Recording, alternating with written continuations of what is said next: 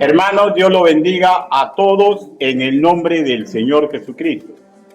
El título de la entrega del día de hoy es El alma generosa prosperará. Y la estamos encuadrando en mayordomía cristiana a mérito de que quien así lo haga, ¿ya?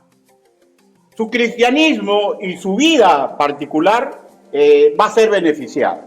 Eso lo sabemos, pues la palabra del Señor es veraz y el título que se acaba de compartir ya se expresa en la primera parte de Proverbios capítulo 11, versículo 25, que dice puntualmente así: el alma generosa prosperará. Y vuelvo a repetir, quien así se comporte, no solo verá su misma persona beneficiada, sino que además empujará virtuosamente los planes de la respectiva congregación a la cual pertenece para buscar gloria y honra al Señor, beneficio para la grey de Cristo y de quienes intentamos, hermanos míos, alcanzar. Estamos hablando de aquellos que aún no creen en Cristo, que sabemos su paradero final, si no se arrepienten, va a ser el lago de fuego.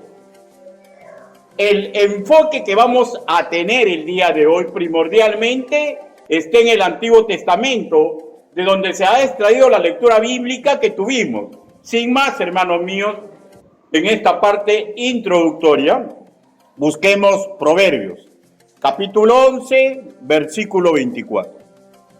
Proverbios, capítulo 11, versículo 24 y 25. Si lo han ubicado, creo que sí, porque se les dijo que pongan su separador, puestos de pie. Proverbios, capítulo 11, versículo 24 y 25. La palabra de nuestro Señor dice así: hay quienes reparten y le es añadido, y hay quienes retienen más de lo que es justo, pero vienen a pobreza. El alma generosa será prosperada, y el que saciare, él también será saciado. Palabra de Dios. Si quieren su rostro, permítanme dirigirlos en una oración congregacional. Bendito Padre Celestial, gracias, Señor, por dejar desperdigadas en todas las Escrituras sus verdades fundamentales, Señor, para que nos vaya mejor debajo del sol, Señor, y para que acumulemos tesoros que no van a ser quemados cuando estemos en su presencia. Señor, le suplicamos, le pedimos que mediante el trabajo que he confeccionado, recordamos, aprendamos y nunca olvidemos, Señor, sobre la generosidad. Ayúdenos, Padre Santo. Así le suplicamos en el nombre del Señor Jesucristo. Amén. Por favor, tomen asiento. Estamos ante una porción escritural que es conocido como antitética. Lo antitético es una forma literaria donde se expresan frases, refranes, ideas en contraste, técnica para resaltar una enseñanza positiva entre dos tópicos típicos de acción que tiene la humanidad. Uno, que es lo que a Dios le agrada, el camino sabio, pío, que sí o sí atrae bendiciones divinas, pero que es más engorroso, más dificultoso para el ser humano. Y la otra, la ruta que le agrada a nuestros sentidos, que encuadra muy bien con la lógica de corazones no transformados o de corazones que no se están dejando enseñar. Vamos a estudiar ambos versículos, pero recién en el segundo punto de esta exposición. El primero, vamos a abarcar conceptos generales. Primer punto, conceptos generales. El quid del asunto sería, en todo sentido, ver mediante la palabra de Dios, en este caso mediante el libro de Proverbios, cómo debería comportarse cualquier creyente en cualquier ocupación que ejerza. Pues hay que recordar que todo campo de acción es terreno blanco para la siembra, para exponer las virtudes de aquel que murió en la cruz. En honor a la verdad, virtudes de comportamiento van indicando la verdadera filiación de fe. Ahora, también, aunque el creyente no se esté dejando de discipular, virtudes de comportamiento le va indicando a él qué tan cercano está o qué tan lejano está de Cristo.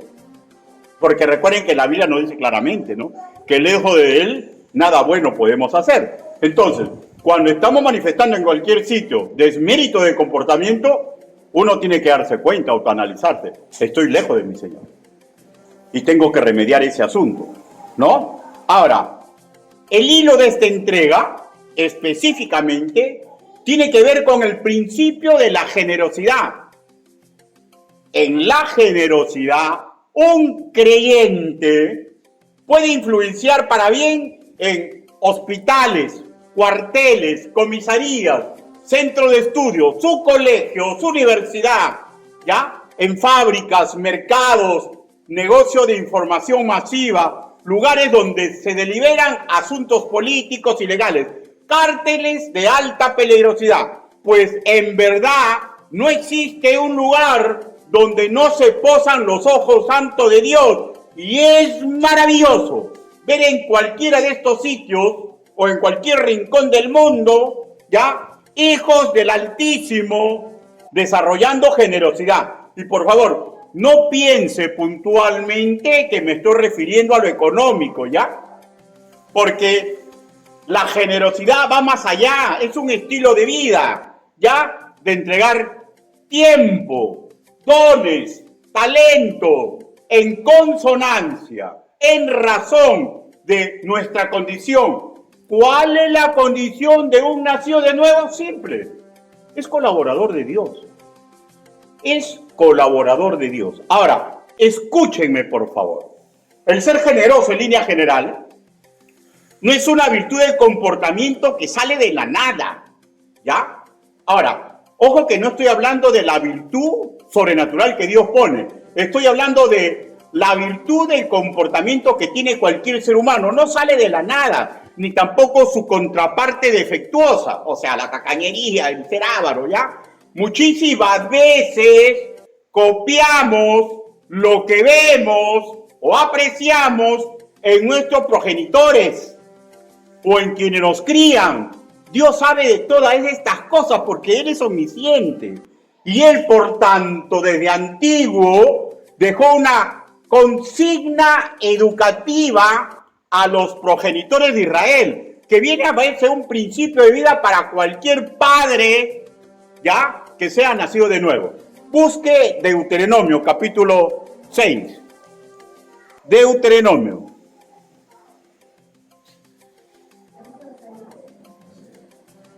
Deuteronomio, capítulo 6.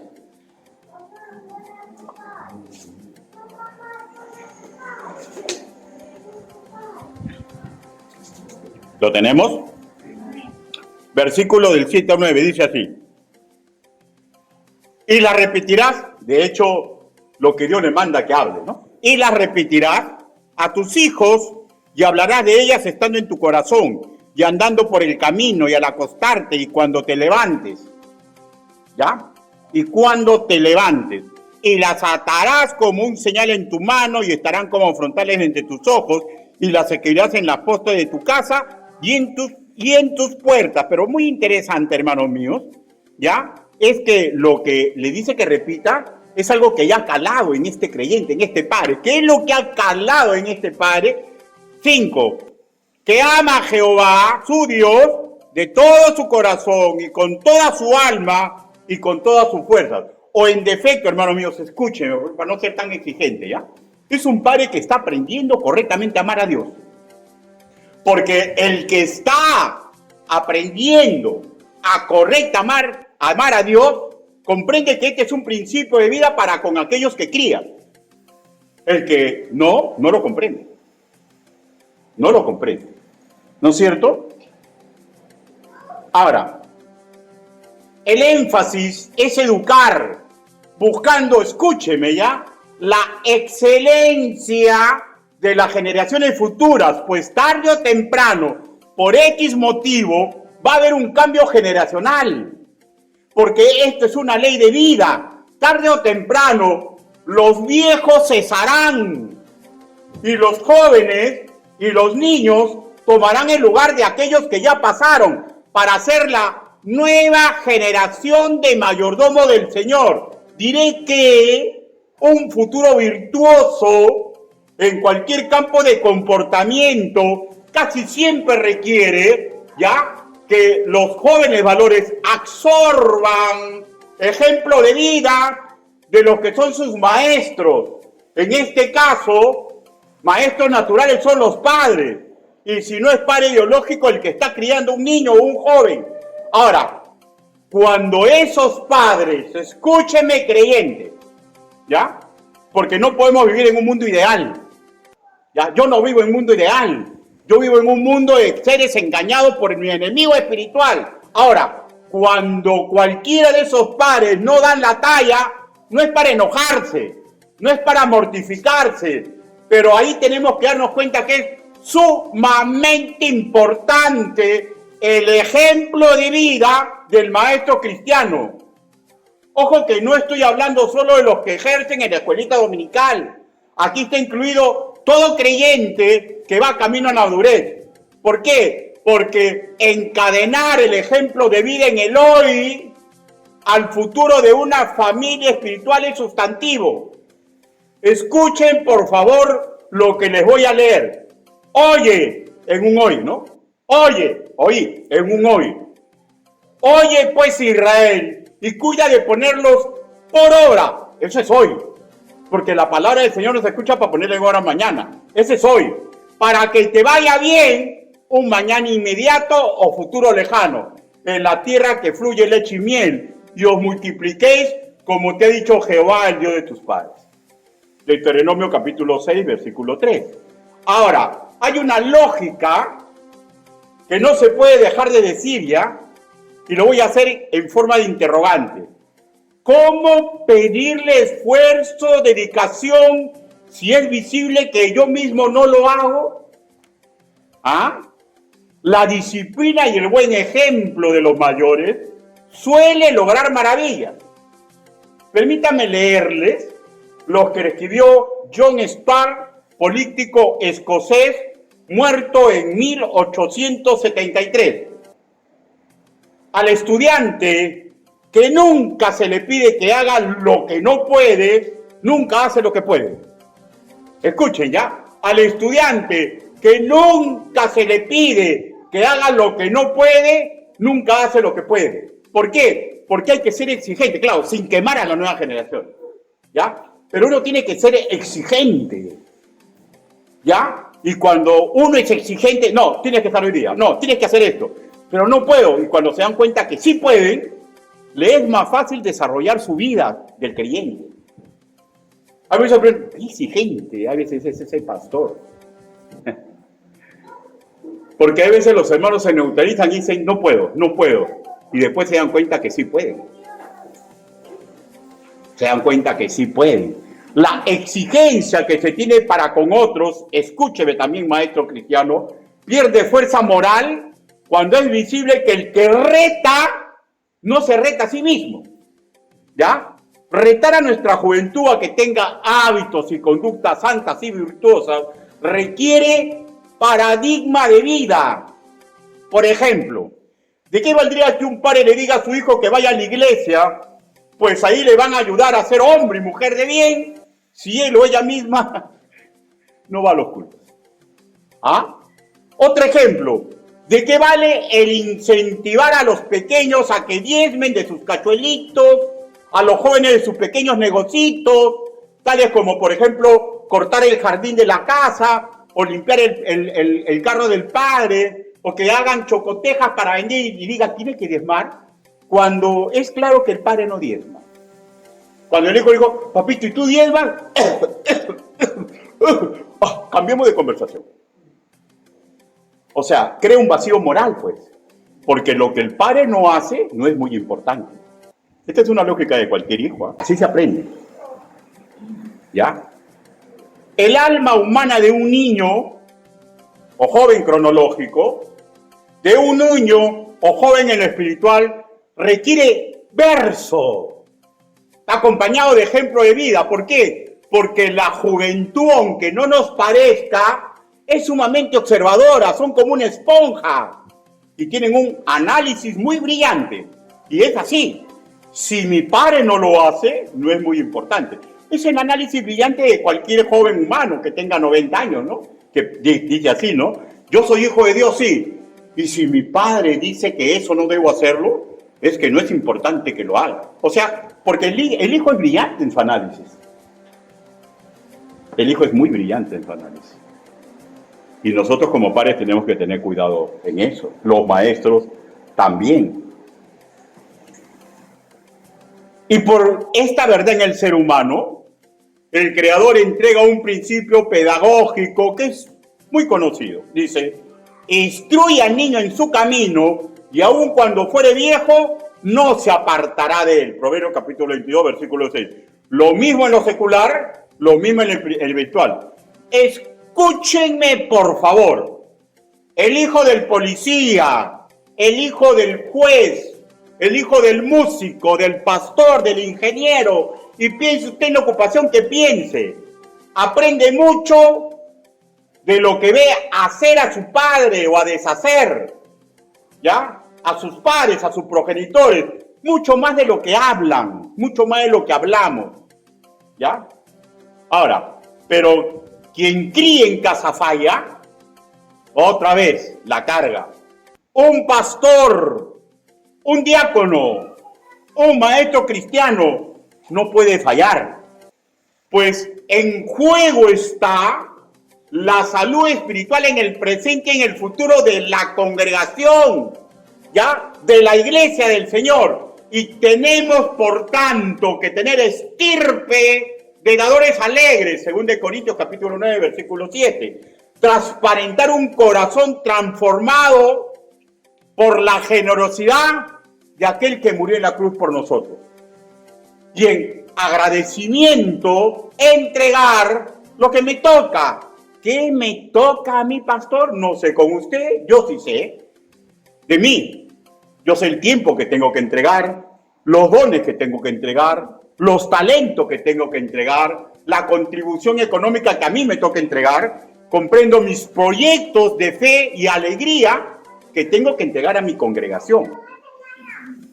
Los valores pérfidos que el sistema del mundo les presente a los jóvenes o a los nuevos en la fe, van a ser confrontados. ¿Saben cómo? Con aquello que vieron y aún ven hacer a sus maestros, ¿ya? Lo que les inculcamos desde pequeños, cronológicamente hablando o espiritualmente hablando, les sirve como una caparazón cuando vengan los dilemas fuertes a su vida. Segundo punto, concepto general.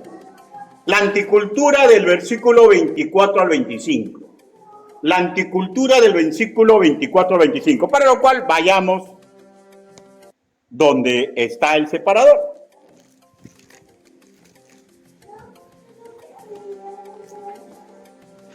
¿Lo tenemos, hermanos?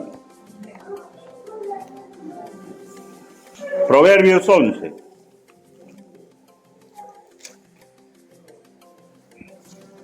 Versículo 24 al 25. Dice, hay quienes reparten y le es añadido más. Y hay quienes retienen más de lo que es justo, pero vienen a pobreza. Versículo 25. El alma generosa será prosperada y el que saciare, él también será saciado. Ya. El contraste está en el versículo 24, ¿no? Ahora, pero estos dos versículos, forman parte de un bloque escritural que empieza el 24 y termina en el 29, que en su momento, cuando estuvo en vida, el profesor del Antiguo Testamento, Lai Harris, un pastor presbiteriano que ya está en la presencia del Señor desde el año 2008, ¿ya? Él afirmó que este bloque, ¿ya?, trata de la contradicción entre el dar y el retener, y orientó a estudiarlo recordando las épocas en Israel cuando se creaba un mercado negro. Ahora, ya saben lo que es un mercado negro, ¿no? Cuando hay época de sitio por guerra o hambruna, se crea un mercado negro, ¿no? ¿Ya? O cuando hay problemas por circunstancias climáticas o por plagas, mercado negro, donde se vende por lo bajo. ¿No es cierto? Vamos a leer versículo 24. Dice así.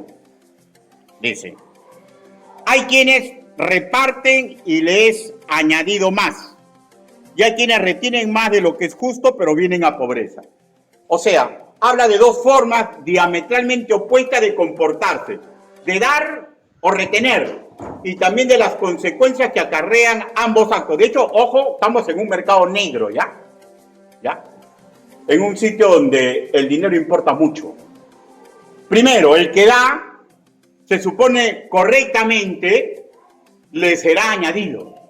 Y el segundo, el que retiene y enfatiza, escuchen, ¿eh? Más de lo justo implica una forma incorrecta de retener, de ganar, ¿ya? Y tal como se dice, va a terminar en pobreza. Un juego de palabras que en forma magistral enfoca la famosa anticultura que Dios siempre está intentando que sus hijos asimilen. Voy a dar algunos ejemplos, ¿ya? ¿Quiere ser enaltecido? ¿Quiénes quieren ser enaltecidos acá? ¿Quién quiere ser, de renombre? Bueno, aprendan a humillarse, pues. ¿Quién quiere estar sobre los demás? Bueno, aprendan a limpiar los pies de los demás. ¿Ya? ¿Quieres estar al lado del Rey de Reyes en la cena triunfal? Bueno, prepárate a morir físicamente. Y en martirio, por la gloria del santo nombre. Es de alguna forma lo mismo que se aprecia en Proverbios capítulo 11, versículo 24. La anticultura. La anticultura. ¿Quieres tener más? Pues prepárate a ser un magnífico dador alegre. Ojo que para nada he dicho quieres ser más rico, ¿ya? Porque la orientación de este versículo está encuadrado en, ojo, en evitar pobreza extrema, ¿ya? O sea, en la enseñanza ética no está para conseguir riquezas, sino para evitar la pobreza en los demás y para que mi capital no disminuya, ¿ya? Porque sí se puede retener, pero lo justo, ¿ya? O sea, no hay nada aquí, ningún indicativo para hacerse rico. Los que quieran hacerse ricos están mal, porque la riqueza la da Dios. El que se quiere hacer rico contra viento y marea, hermano, se va a golpear la cabeza, porque la riqueza la da Dios. La riqueza la da Dios. Leeré nuevamente el versículo 24. Hay quienes reparten y les he añadido más, y hay quienes retienen más de lo que es justo, pero vienen a pobreza. Ahora, presenta contradicciones de actitudes, hermanos míos, que el mundo no comprende. ¿Saben por qué? Porque la lógica de la carne es el siguiente, ustedes se cuentan, ¿ya? Si reparto, tengo menos para mí. O sea, tengo 3 panes con jamonada, y si reparto 2, me quedo con uno solo. Me queda menos para mí, ¿no es cierto? Dice, pero si retengo, termino ganando. ¿No? Ya, pero los que estamos enraizados en Cristo comprendemos al revés. Los que estamos enraizados en Cristo comprendemos al revés, porque hemos asimilado la anticultura del Señor. Busque Gálatas, capítulo 6, sin perder, por favor, esta porción bíblica, ¿ya? Capítulo 6, versículo del 9 al 10. Miren lo que dice. Es como una súplica lo que dice el Señor, ¿no? Miren, dice, no nos cansemos, pues, de hacer bien, porque a su tiempo segaremos. Sí, no desmayamos. Así que, según tengamos oportunidad, hagamos bien a todos, y mayormente a los de la familia de la fe. Hermanos, lo que está usando el apóstol Pablo, ya vemos aquí la palabra, ¿no? Cegar, ¿no? es un principio para la agricultura, ¿ya? Que no hay que desmayar, pero le usa lo que ocurre en la agricultura y su énfasis es el siguiente: una nueva forma de amar, una constante que debe nacer en corazones bondadosos, un estilo de vida para un creyente, sea comerciante, sea policía, sea empresario, sea abogado, sea jardinero, sea que haya perdido su trabajo, tenga la ocupación que tenga. Hay que ser generosos y ayudar a los demás. Ese es el signo de una iglesia. Ese es el signo de una iglesia. ¿Por qué? Porque el que está predicando y todos los que están sentados y son nacidos de nuevo, ¿ya? ¿Sabe por qué han escapado del infierno? Por la generosidad que tuvo Cristo, que nunca se va a volver a ver. De dejar su puesto, que es intocable por las circunstancias de vida, para venir a morir en la cruz para que nosotros podamos escapar del infierno. ¿No es eso generosidad? El signo de la iglesia es ser generoso. Y el que no comprende eso, hermanos míos, hay mucho trabajo por hacer. Pero seguimos para adelante. Seguimos para adelante. El comentarista holandés Frank van Dursen, actualmente este varón de Dios tiene 95 años, cuando se refiere al bloque que acabamos de leer de Gálatas capítulo 9, versículo 10, ¿ya? En conexión al versículo 24, hay quienes reparten y les ha añadido más, y hay quienes retienen más de lo que es justo, pero vienen a pobreza. ¿Saben cómo lo denominan?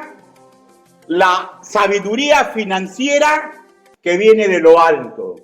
La sabiduría financiera que viene de lo alto. Que un corazón no transformado, que un corazón que no se está dejando discipular, no va a comprender.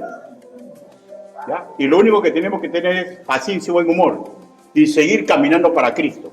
Ni mirando ni a la derecha ni a la izquierda, porque te vas a desilusionar.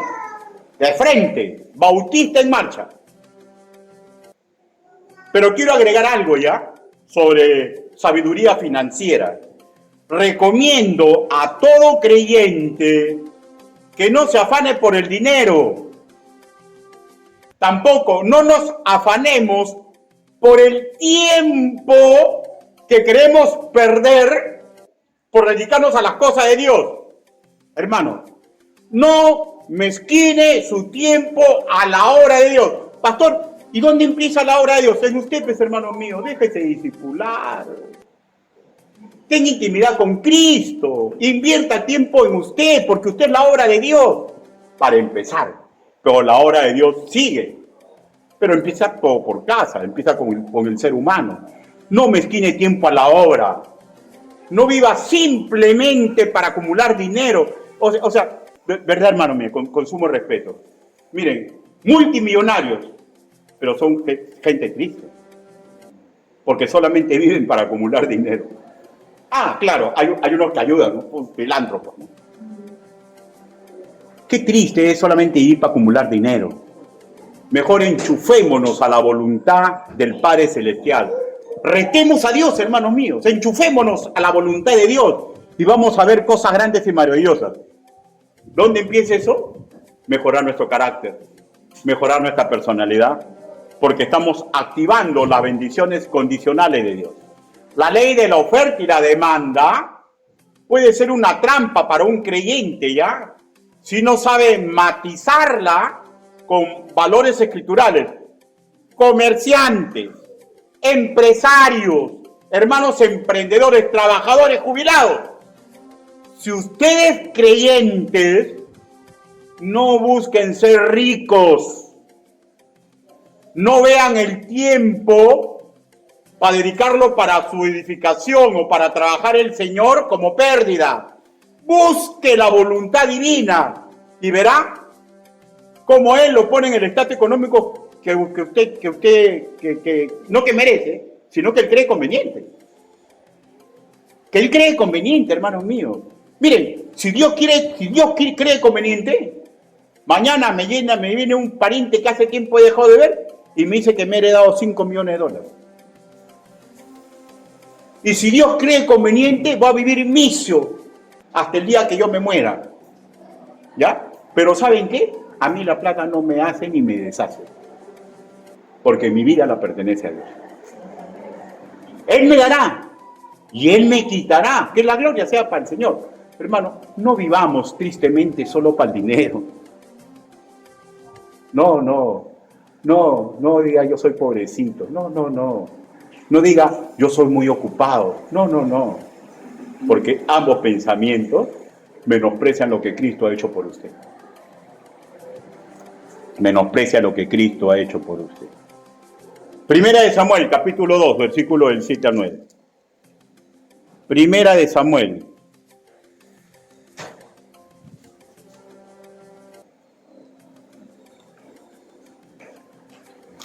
Primera de Samuel, capítulo 2.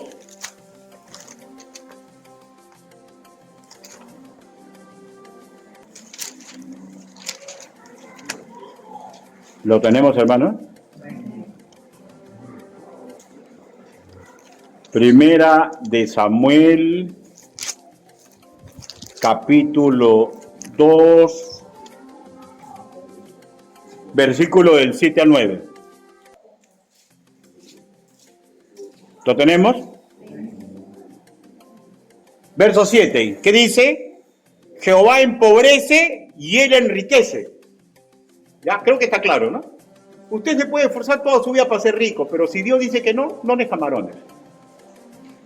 Y usted puede ser el hombre o la mujer más cuco en negocios. Y todos dicen, su madre, ¿cómo?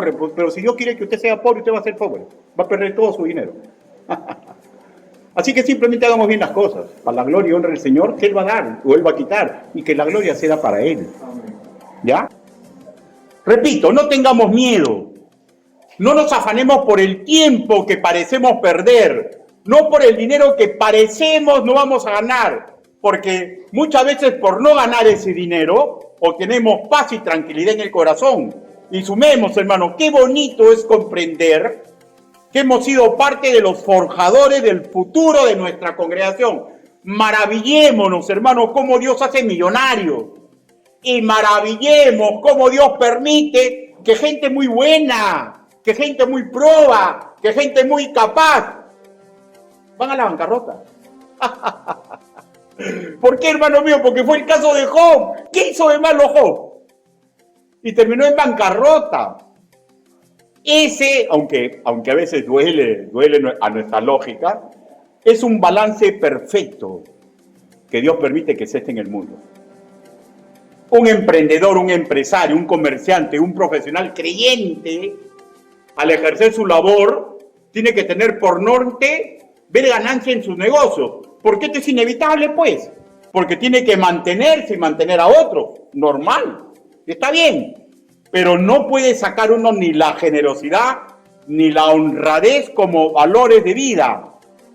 Porque si dejamos esto de lado, no vamos a estar creciendo como adoradores en espíritu y en verdad, con convicciones, ¿ya? Que todo el oro del mundo no vale que yo empeñe mi primogenitura como hijo de Dios.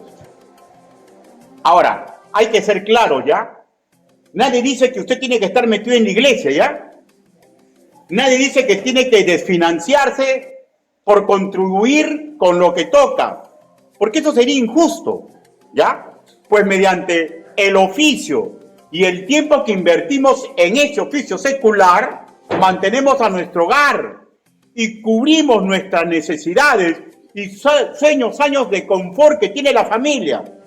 Pero sin importar eso, el Señor nos dice, pues hermano, que Él se agrada cuando el alma generosa, y el alma generosa será prosperada. O sea, el que de bendición para su comunidad eclesial, quien se preocupa por el prójimo y es sumamente generoso con otros seres humanos, va a absorber la bendición de Dios. Repito, la anticultura que el mundo y la carnalidad no comprenden, solo la generosidad y la honradez en los negocios aseguran bendición para un creyente.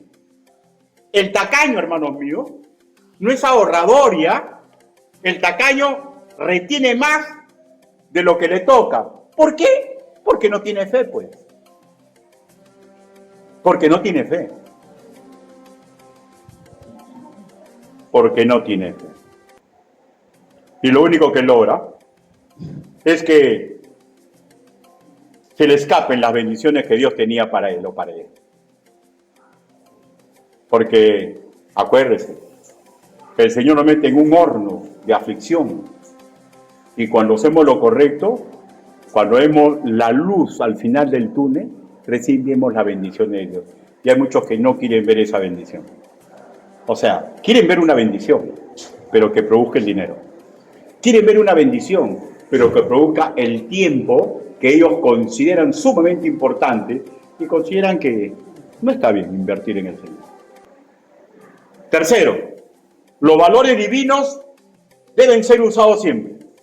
Los valores divinos o principios divinos deben ser usados siempre. Éxodo capítulo 16. Éxodo capítulo 16.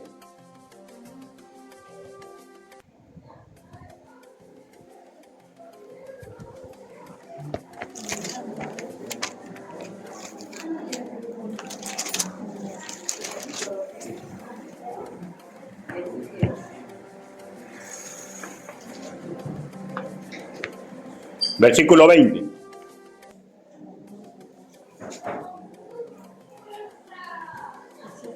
¿Lo tenemos? Dice, mas ellos no obedecieron a Moisés, sino que algunos dejaron de ellos para otro día, y crió gusanos, y hirió, y se enojó contra ellos Moisés. Escuchen el tema que está tratando aquí. Dios le dijo que recojan el maná, que ellos no cosechaban, o sea, era un claro que venía, ¿ya? Y le dijo que cada día coman lo que tenían que comer, la ración normal para cada uno. Pero hubo de los que retuvieron más de lo justo. Y cada vez que hacían esto y lo guardaban, eso que guardaban se podría. Y claro, si de repente pues guardaban con la comida que le tocaba, también se podría esa comida. A la larga, así siempre ocurre cuando no se siguen las indicaciones del Señor, ¿ya? Lo que creemos valioso, que retenemos más de lo que debería ser retenido, se termina pudriéndose, corrompiéndose, pierde su valor real y lo más triste, malogra otros proyectos de vida. Ya escúchame, y malogra otros proyectos de vida. ¿Cuál es el principal proyecto de vida? Para mí, ser imitador de Cristo. El que retiene más de lo que debería, descubrirá personalmente que todas las fórmulas mágicas, que todas las fórmulas lógicas que halló, de hecho, imitando a los incrédulos, va a terminar aguando su fe, aguando sus convicciones, dejando de lado la esperanza en Cristo por poner la esperanza en su fuerza. Y terminará vendiendo su alma por unas pocas monedas o por el espejismo de tiempo mejor. Claro, si es creyente no va a perder la salvación, pero va a ser un triste creyente en este mundo, que va a pasar así como pasan los chicos en el colegio porque tienen un padrino, así van a pasar. Porque yo voy a pasar porque tengo un padrino, ¿sí o no? ¿Cuál es mi padrino? Cristo. Pero ese para los tiempos finales, pero en el hoy, hermanos míos, en el hoy, hermanos míos, tenemos que esforzarnos por hacer lo correcto. Tenemos que esforzarnos por hacer lo correcto.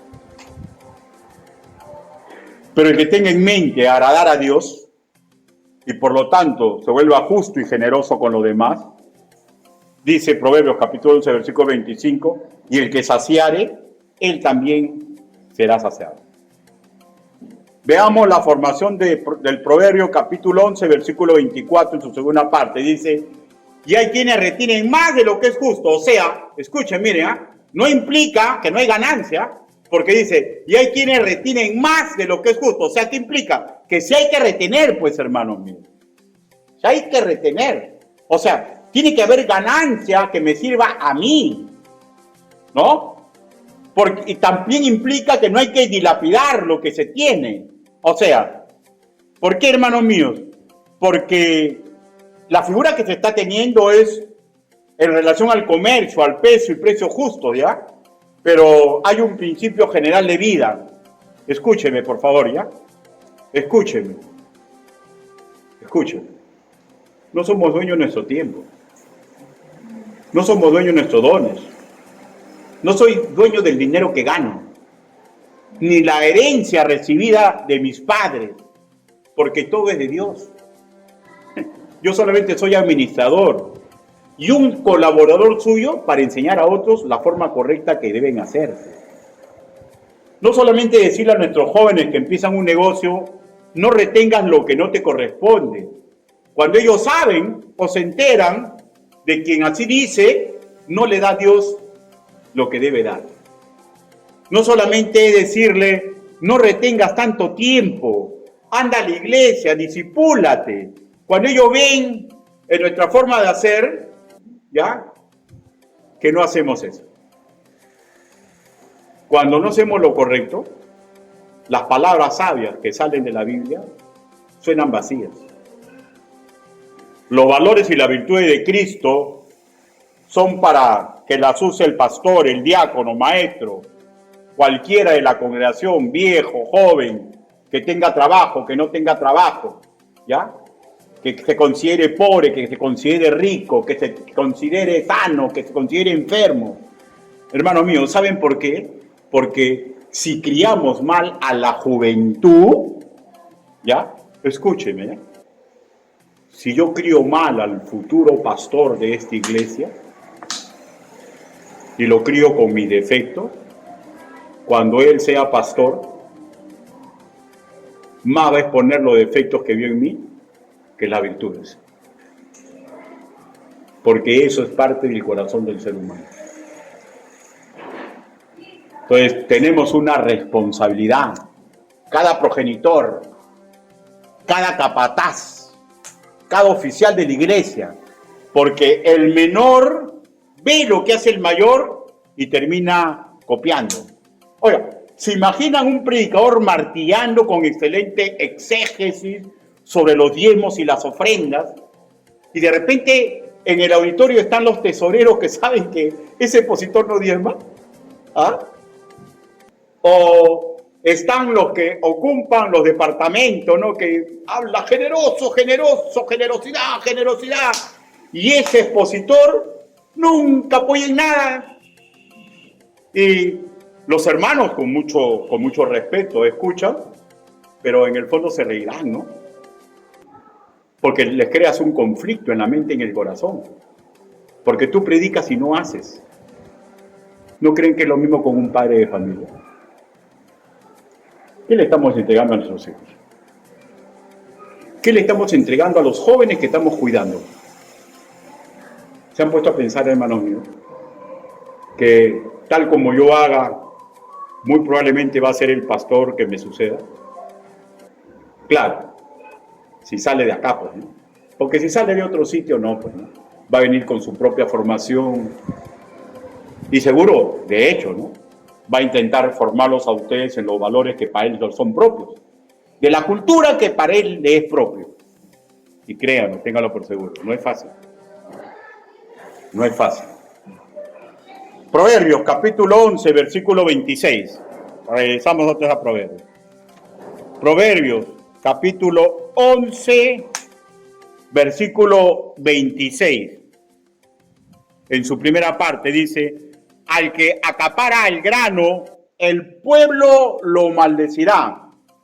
El contexto en el cual este verso fue dado pretende radiografiar, hermano, lo que ocurría en una ciudad sitiada o en una comunidad ante un desastre natural, donde un usurero israelita piensa en ganar antes del sufrimiento y el esfuerzo de ese pueblo para salir del problema. Están pensando solamente en lo suyo. Ojo que en este contexto no está mal que gane algo, ¿ya? Proverbios capítulo 11, versículo 26, dice: pero bendición será sobre la cabeza del que lo vende. O sea, no está mal que gane algo, ¿ya? Contextualicemos para la actualidad. Hermanos míos, no está mal que un creyente tenga ganancias emotivas y materiales en su vida, ¿ya? Pero siempre y cuando lo haga con justicia. La llamada de atención escritural es para que el creyente aprenda a ser honrado, como mínimo, y para arriba de generoso, porque pertenecían a la congregación de Israel, ¿ya? Para que no vayan en camino contrario, porque vivir en usura o acaparando grano es una canallada. Y escúcheme, y voy a ser bien fuerte, ¿ya? Es una canallada para un creyente no contribuir en nada para su iglesia. ¿Y saben por qué? Porque la iglesia donde congrega está en guerra. Está sitiada por espíritus de maldad que están desgraciando a sus propios familiares. Porque que levante la mano quien no tiene un familiar que necesita ver la fe de Cristo. Y no contribuye, pese a que su iglesia está sitiada.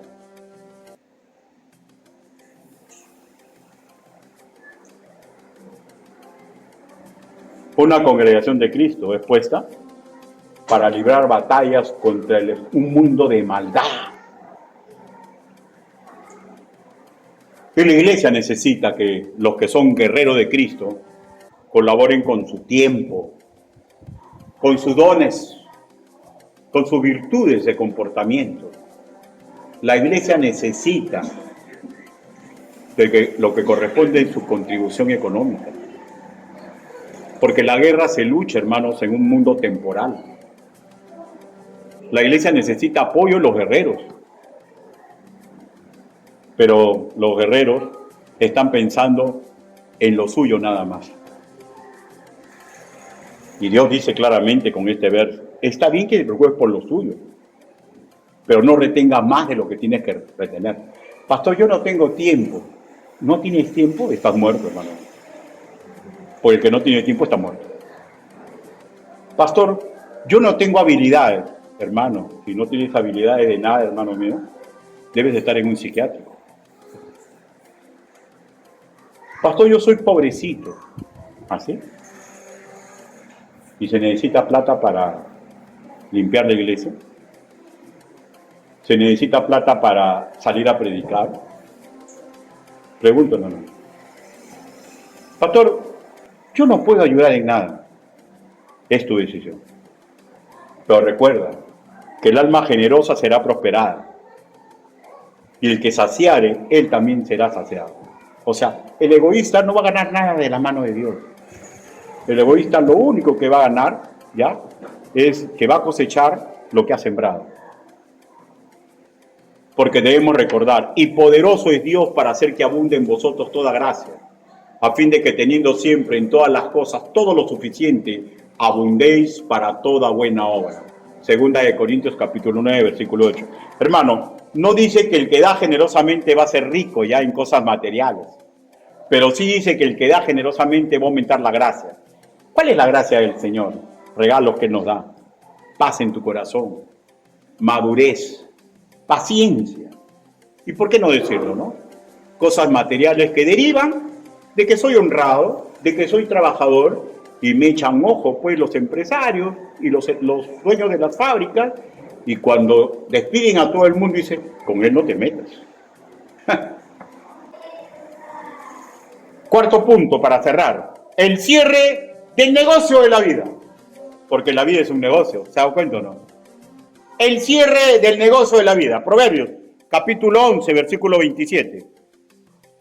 Dice, su primera parte, el que procure el bien buscará favor.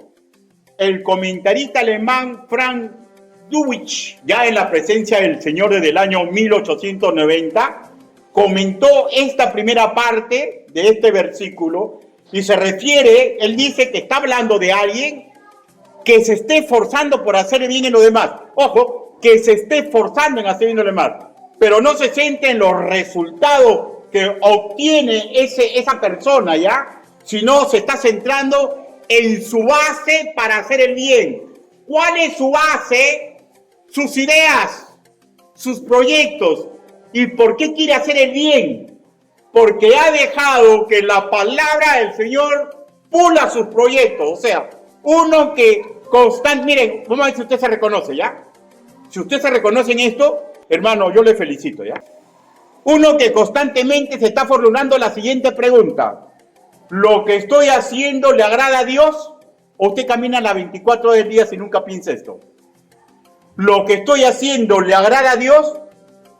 Y ahí actúe en consecuencia. La idea es de un justo que no solamente sabe hablar, sino que quiere comportarse en consonancia con Dios. Y por eso esto se lo ha metido a su tutuma y cada cosa que hace dice, ¿le agrada esto a Dios? Y el contraste, Proverbios capítulo 11, versículo 27 en su segunda parte, dice así: mas el que busque el mal, este le vendrá. Esta contraparte, hermano mío, es uno que sí sabe lo que está haciendo, ¿ya? Porque si llegamos a ese contexto, él sabe que la ciudad está situada y hay hambre. Él sabe que cuando hay hambruna los niños mueren, ¿no? Pero no está dando fruto para el Señor, ni está agradando a su amo. En consecuencia, no le está haciendo bien a los demás. O sea, no es una persona que dice, ya te voy a regalar. No, es una persona que no le está haciendo bien a los demás, porque hace el bien como él cree. Hermano, si usted hace bien como usted cree, escuche, usted está sacando ventaja. Porque cuando yo hago el bien, yo tengo que hacerlo como dice la Biblia. ¿Ya? Entonces, esta es la contraparte. Esta persona, hermanos míos, sí sabe lo que está ocurriendo, sabe todo lo que está ocurriendo, se da cuenta, pero no quiere hacer el bien como Dios quiere que haga. Porque en su mente y en su corazón ha desechado los consejos bíblicos. Es la otra contraparte. Ese mal lo va a cosechar. El negocio de su vida, el avaro, el especulador, quien retiene sabiendo que está mal lo que está haciendo, hermano, va a acarrear mal para él mismo. El creyente que sabe que su congregación está en guerra, que está sitiada, tiene que elegir cuál va a ser el negocio de su vida. ¿Ya? Un creyente que ha sido enseñado en ser dador con alegría en tiempo de crisis, en tiempo de abundancia o de escasez, y se comporta como propone el corazón de un imitador de Cristo, va a haber cumplido en su vida eso de que es frondoso árbol. ¿Por qué un frondoso árbol? Porque mediante lo que haga, los demás van a encontrar medicina, sombra, alimento y paz para su vida. Leamos ahora Proverbios, capítulo 11, versículo 28, en su segunda parte. Dice, mas los justos reverdecerán como ramas. En el colofón de dos caminos, cada quien elige. Lo mismo el que es policía, lo mismo el que es jardinero, lo mismo el que es comerciante, no importa el oficio del creyente, ¿ya?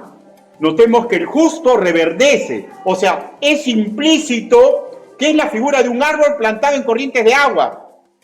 Y por lo tanto, reverdece porque las bendiciones de él están ahí, porque se nutre de la palabra del Señor. La palabra del Señor está condicionando sus ideas y se pregunta, ¿le agrada a Dios? Y hacen forma consecuente, ¿ya? A eso lo está igualando. Y va a ser fuente de vida para otros, como corresponde a un árbol frondoso. En contraparte, versículo 28 en su primera parte, el negocio de la vida. El que confía en sus riquezas, caerá. Porque el que confía en sus riquezas, ¿ya? No busca las aguas profundas del evangelio, sino busca las vetas de oro, de plata y metales raros. Es como los enanitos de la película, pues, ¿no? Buscaban y buscaban oro y buscaban oro. ¿Y qué fue lo que encontraron? Dieron el último golpe y salió un dragón y los botó del reino. Porque los que confían en su riqueza están buscando plata nomás, están buscando oro, están buscando riquezas. ¿Y saben lo más triste? Pregúntele a cualquier minero, ¿ya? Para encontrar el metal y mejorarlo, se ensucia el agua. Y así ensucian el evangelio que han escuchado, por limpiar lo que es más precioso para ellos: el oro, la plata, las riquezas injustas. Y la Biblia dice, caerá en el mundo. Y ojo que cuando va a caer como los artistas. ¿Has visto cómo caen los artistas de rock? Se tiran, ¿no? Y todos los agarran, ¿no? Hay colgón y lo llevan y lo regresan y reviente el auditorio. Sí, el mundo lo va a recibir con los brazos abiertos.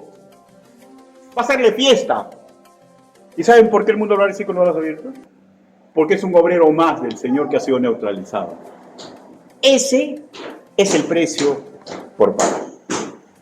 Que dejamos de vivir para la gloria y la honra de Dios y nos acostumbramos a vivir por dinero.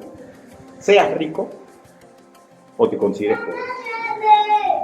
Versículos que nos hablan, hermanos míos, del negocio de la vida. Usted decide. Yo ya he decidido. Pero ¿saben qué? El camino del Señor es engorroso. Es peligroso. Es difícil. Pero yo les aseguro, con la Biblia en la mano, vamos a hacer el mejor negocio de nuestra vida, y cuando estemos en la presencia del Señor, nada de lo nuestro va a ser quemado. Nada de lo nuestro va a ser quemado. Inclinen su rostro, vamos a orar.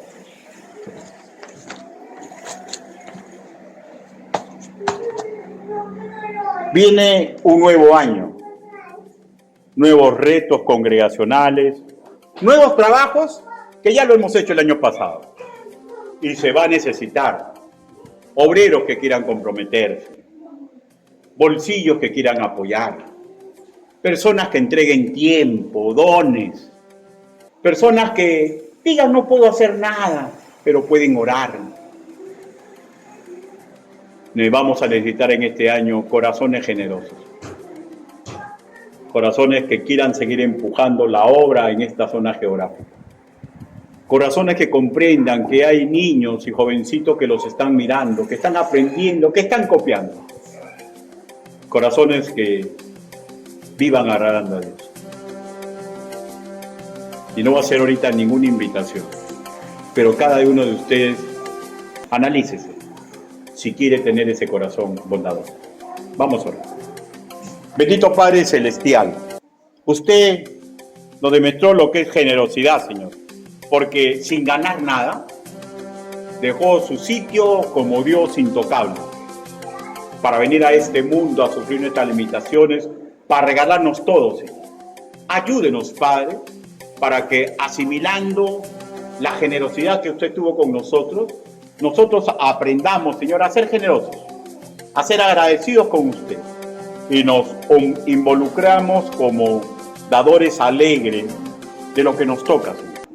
De nuestro tiempo, de nuestros dones, de nuestros talentos, Señor.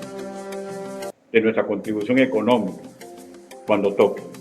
Ayúdenos, Padre, para ser sensibles a las necesidades de esta iglesia, Señor, que está sitiada por espíritu de mal. Así le pedimos, así le suplicamos, en el nombre del Señor Jesucristo. Amén. Hermanos, Dios los bendiga.